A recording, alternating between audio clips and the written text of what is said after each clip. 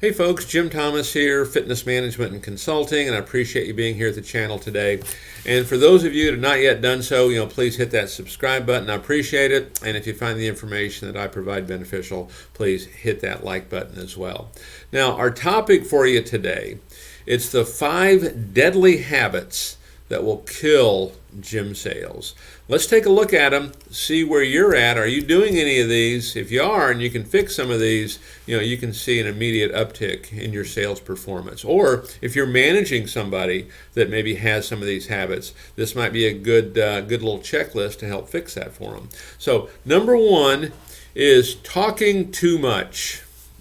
One of the big mistakes that I see so often is we have a tendency sometimes to go on autopilot, and it's talk, talk, talk, tell, tell, tell. And that's all we do.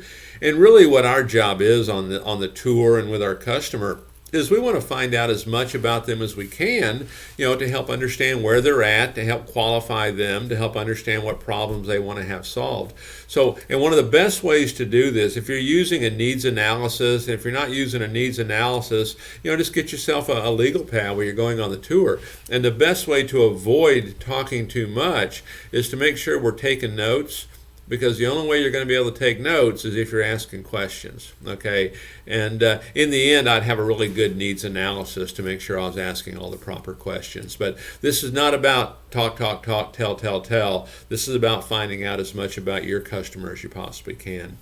Number 2 on the deadly habits that will kill gym sales is giving up too soon. And here's what I mean by this, and this is kind of in the area of follow-up. Most clubs, from my experience, do a very poor job on follow-up.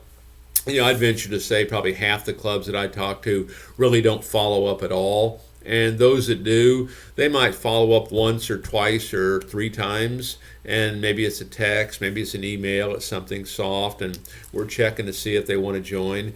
And all the data tells us that, hey, it's going to take between 5 and 12 contacts. And when I talk about a contact, I'm talking about actually talking to somebody. It's going to take 5 to 12 contacts before you'll get this person to potentially want to participate in your program. And so we give up way, way too soon. And this is either going to be a gigantic problem for you or it's a gigantic opportunity. Because for those of you that kind of see this as an opportunity, that whole follow-up base that you have, these are leads you already bought and marketing you've already paid for, and it's kind of a sunk cost. And for those that can turn this around and do it properly, this can result in an additional 15 to 20% improvement in your business. So, the giving up too soon is a big one, because I know if I was to walk into a facility and they said, hey, Jim, we need to get this turned around immediately, what's the first thing you want to do? Well, usually I'm going to do what nobody else is willing to do. Make that follow-up phone call. So I'm going to grab all my telephone inquiry sheets, all my guest registers, I'm going to grab my CRM, and I'm going to start calling folks. Okay, now I will have a script, but I'm going to start calling folks. So giving up too soon, number 2. Number 3, failing to qualify our prospect. Okay, let's qualify them. Okay, where are they at? I mean, I kind of call it, checking their temperature a little bit, okay, or kind of like minor choice closes, but let's qualify them. How long have they been thinking about this? Are they able to come in 2 or 3 times a week? What kind of work do they do?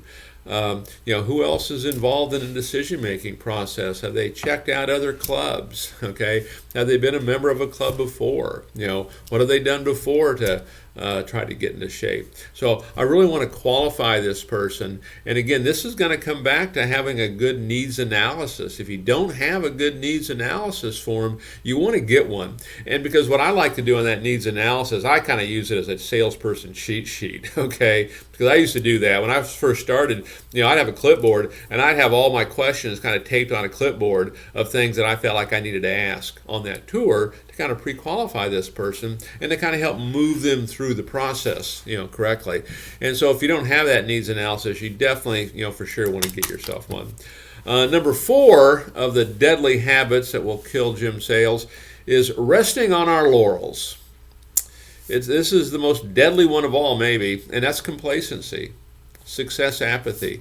Just because we've had success in the past doesn't mean we're going to have success in the future. Don't rest on your laurels. Don't get complacent. And I realize it's certainly motivation. There can be an ebb and flow sometimes to motivation. Sometimes, we're in, and sometimes we're not, right? And but we have to stay disciplined to the process. How does that process work? Stay disciplined to it, okay?